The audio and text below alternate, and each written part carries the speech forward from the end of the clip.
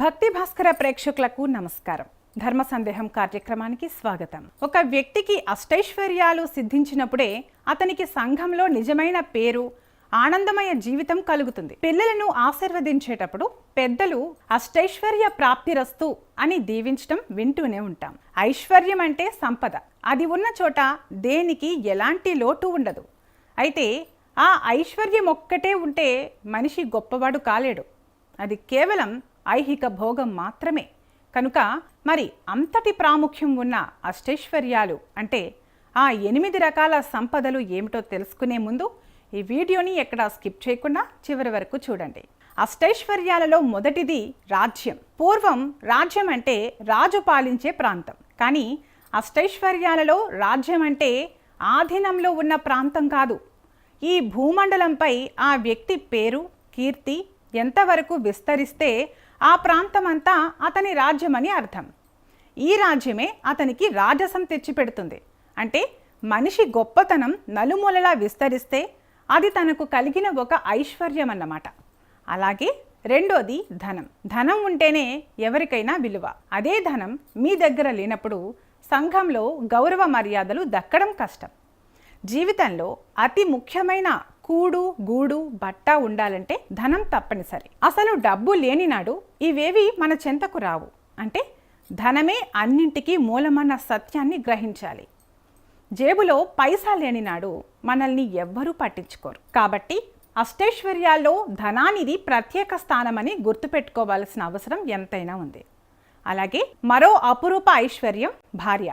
సంసార జీవితంలో భర్తకు చేదోడు వాదోడుగా నిలుస్తూ కష్ట సుఖాలు పాలు పంచుకుంటూ కొండంత ధైర్యాన్ని ఇచ్చేది ఇంటి ఇల్లాలు మాత్రమే.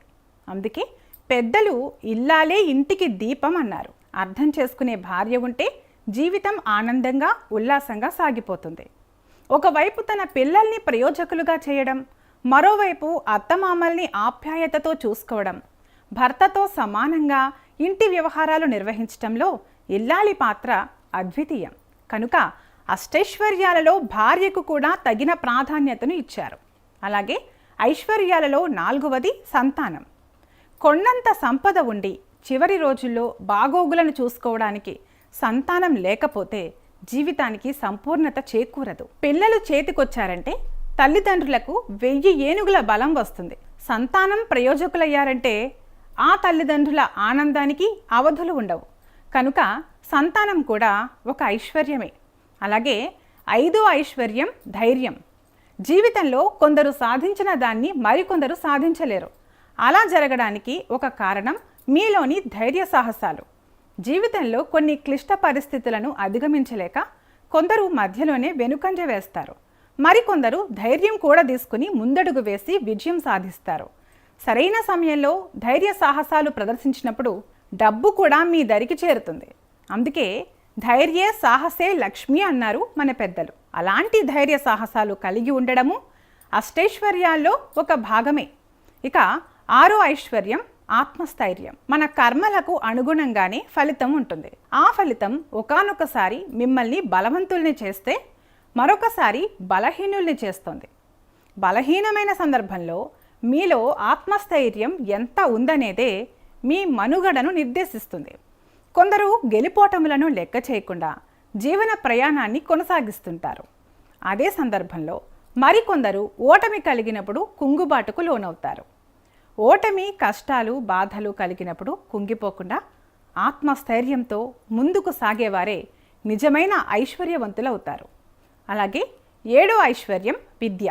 విద్య కలిగిన వాడు సమస్త విషయాలపై జ్ఞానాన్ని సంపాదిస్తాడు. చదువు సరిగా రాకపోతే ఇతరులకు మీరు సరిగా దిశానిర్దేశం చేయలేరు. ఉద్యోగం రావాలన్నా, ఆధునిక సమాజంలో బతుకు బండిని నెట్టుకు రావాలన్నా విషయ పరిజ్ఞానం తప్పనిసరి. సంపద దొంగిలించవచ్చు, పేరు ప్రఖ్యాతలు నాశనం చేయవచ్చు. కానీ మీ దగ్గర ఉండే విద్యను ఎవరూ దొంగిలించలేరు. అందుకే విద్య అనేది దొంగిలించలేని ఐశ్వర్యం. విద్వాన్ సర్వత్రా పూజ్యతే అని అంటారు. ఇక చివరిదే అయినా వినయమే ప్రధానం. మానవుడు జీవితంలో విజయం సాధించాలంటే వినయం కూడా అవసరం. వినయాన్ని పరిస్థితులకు తగ్గట్టుగా ప్రదర్శించినప్పుడే జీవితం సాఫీగా సాగిపోతుంది. వినయం లోపించినప్పుడు అది పతనానికి కారణమవుతుంది. వినయంగా వినడం, మాట్లాడటం, ప్రవర్తించడం నేర్చుకోవడం వంటివి మనల్ని బలవంతులను చేస్తాయి. పెద్దవారి పట్ల వినయంగా లేకపోతే నష్టపోక తప్పదు. కాబట్టి వినయం అనే ఐశ్వర్యాన్ని కోల్పోకుండా చూసుకోవడం మన చేతుల్లోనే ఉందన్న విషయాన్ని గుర్తుంచుకోవాలి.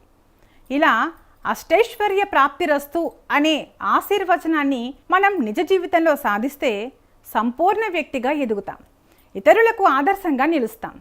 ఈ సమాచారం మీకు నచ్చినట్లయితే ఈ వీడియోని లైక్ చేయండి, మీ స్నేహితులకు, బంధువులకు షేర్ చేయండి. ఇలాంటి మరిన్ని ఆసక్తికరమైన ఆధ్యాత్మిక సందేహాల కోసం మన ఛానల్ని సబ్స్క్రైబ్ చేసుకోవడం మర్చిపోకండి. సర్వేజన సుఖినో భవంతు.